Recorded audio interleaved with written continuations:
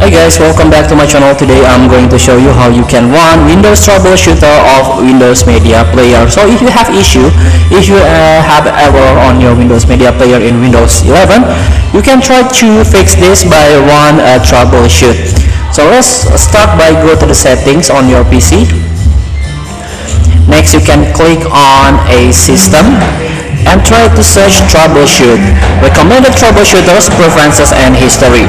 So here there is a three option: recommended preferences, recommended troubleshooter history, and other troubleshooter. Click these other troubleshooters, and here you can find this on the other, and there is Windows Media Player, and just simply click run. And here you have to wait the process.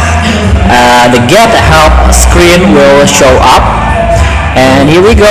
Windows here to help tell us your problem so we can get you the right help and support. So here you can read and follow this instruction.